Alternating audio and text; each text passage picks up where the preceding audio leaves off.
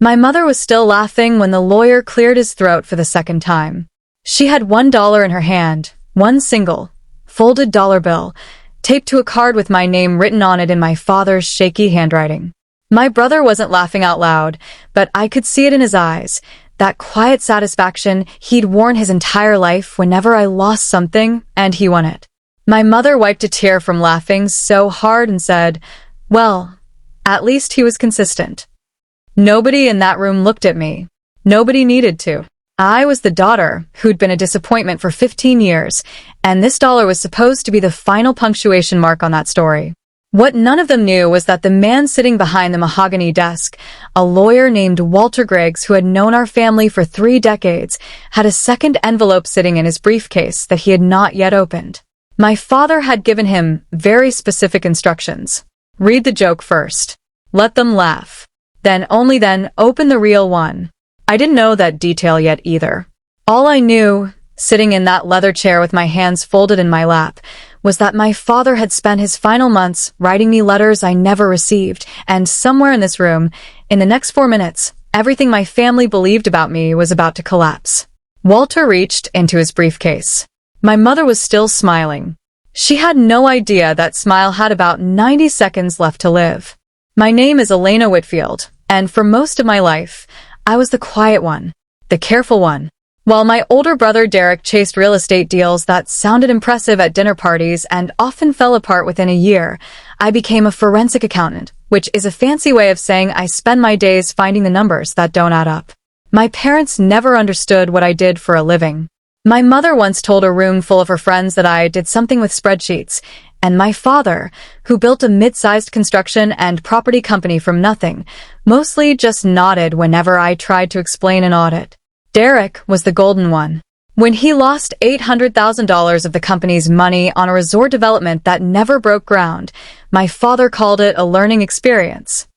When I flagged a discrepancy in the company's books during a family dinner 3 years ago, not even trying to make trouble, just making conversation about my work, my mother changed the subject so fast I nearly got whiplash. I let it go. I told myself it wasn't my business anymore. I had my own firm, my own clients, my own life that didn't require my family's approval. But 6 months before my father died, he called me. Not my mother's phone. Not through Derek. His own cell at 11 at night, which he never did. His voice sounded thin in a way I hadn't heard before. He asked me one question. "Elena, if I sent you something, would you actually look at it? Really look at it? The way you do for strangers?" I told him of course I would. 2 days later, a courier delivered a box of financial records to my office. No note. No explanation. Just 11 years of company statements, contractor invoices, and internal transfers. It took me 3 weeks of nights and weekends to go through everything, and what I found made my stomach turn. Someone inside Whitfield Construction had been quietly siphoning money for years through a shell vendor that didn't actually deliver materials, just invoices. Whoever set it up was careful, patient, and clearly understood how audits worked well enough to stay just beneath the threshold that would trigger a formal review. I called my father the night I finished. I told him what I found, and I told him who had signing authority on every single one of those shell vendor payments. There was a long silence on the line. Then he said 4 words I will never forget. "I already knew, Elena." And then he hung up before I could ask him why he hadn't done anything about it. I didn't hear from my father again for almost 2 months, and when I did, it wasn't him calling. It was a hospital number. Pancreatic cancer, stage 4, diagnosed so late there was almost nothing left to offer him except time, and not much of that. I flew home the next morning. My mother met me at the door with red eyes and an expression I hadn't seen directed at me since childhood, something almost like fear.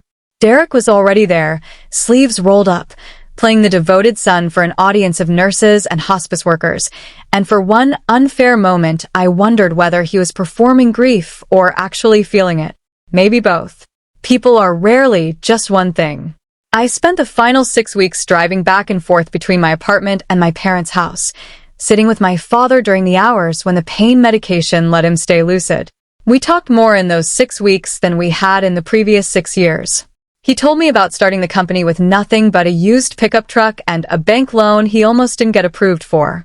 He told me he was proud of me, which he had never once said out loud before, not at my college graduation, not when I passed my CPA exam, not ever. And 3 days before he died, with my mother out of the room getting coffee and Derek off somewhere taking a phone call, he grabbed my wrist with surprising strength and said, "The real one is with Walter. Don't let them see it until after. Promise me you'll let them laugh first." I didn't understand what he meant. I asked him to explain, but the nurse came in to check his vitals, and the moment passed, and he never brought it up again.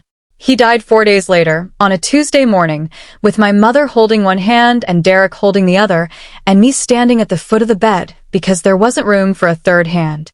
I didn't resent it. I had already gotten what I needed from those final weeks, an apology he never fully said out loud, but that I understood completely.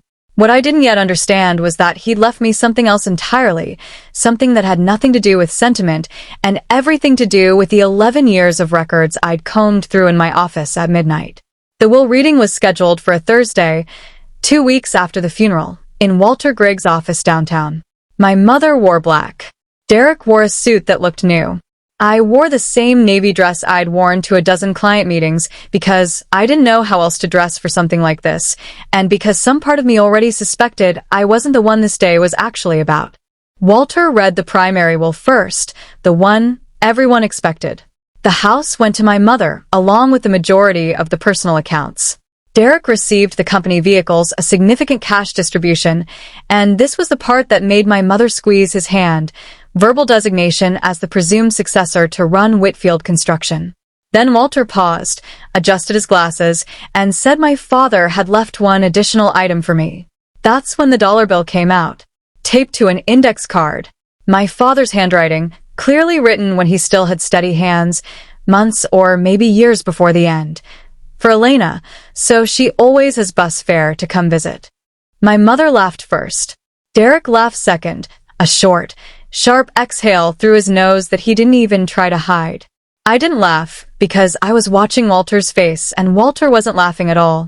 He waited until the room settled, and then he said, "There's a second envelope. Your father asked me not to open it until after the first reading concluded and after I'd observed the reactions in this room." My mother's smile faltered slightly, more confusion than concern. Derek leaned forward. I felt my pulse pick up because I remembered my father's hand around my wrist, the words "don't let them see it until after," and I finally understood that this entire moment, the dollar, the laughter, the 4 minutes of humiliation had been designed. Not by me, by him. Walter opened the envelope and read the letter my father had written 8 months earlier, the same week he'd called me at 11 at night. In it, he explained that he had known for over a year that someone close to him was moving money out of the company through a shell vendor, but he hadn't known who, and he hadn't wanted to accuse the wrong person without proof. He wrote that he sent the records to the one person in the family who had both the skill to find the truth and no motive to hide it. He wrote that when I confirmed what he already feared, he made a decision. The will everyone had just heard, the house, the cars, Derek's cash distribution, the symbolic dollar, all of it was real, but it was also a test. He wanted to see who would celebrate my humiliation and who wouldn't.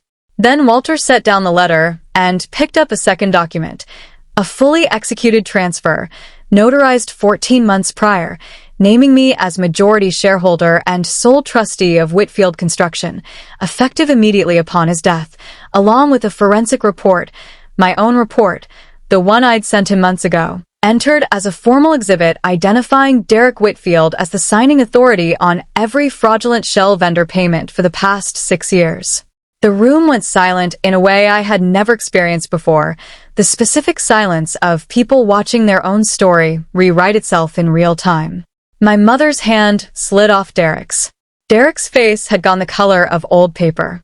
He started to speak, some half-formed sentence about misunderstandings and pending explanations, but Walter cut him off gently and said the matter had already been referred to the company's outside auditors and legal counsel, per my father's written instructions, effective the day of his death. I hadn't asked for any of it. I hadn't even known the transfer existed until that exact moment. My father hadn't left me $1 as a joke.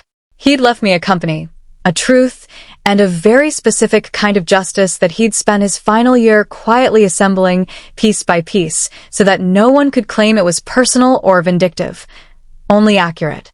In the weeks that followed, Derek didn't go to prison. Not immediately, though the auditor's findings eventually made criminal referral almost impossible to avoid. My mother stopped speaking to me for a while, then started again, slowly, once she understood that I hadn't orchestrated any of it, that I was as blindsided as she was, just on the receiving end of a different kind of surprise. I didn't take over the company to punish anyone. I took it over because my father asked me to, in the last honest conversation we ever had, and because somebody needed to make sure 11 years of other people's hard work didn't get quietly drained away by someone who believed he was entitled to it. I still have the dollar. It's framed, sitting on a shelf in my office, not as a trophy, but as a reminder that sometimes the smallest, most humiliating gift in the room is the one somebody trusted you to understand long before anyone else did. My father never explained himself well while he was alive, but in the end, he explained everything exactly right.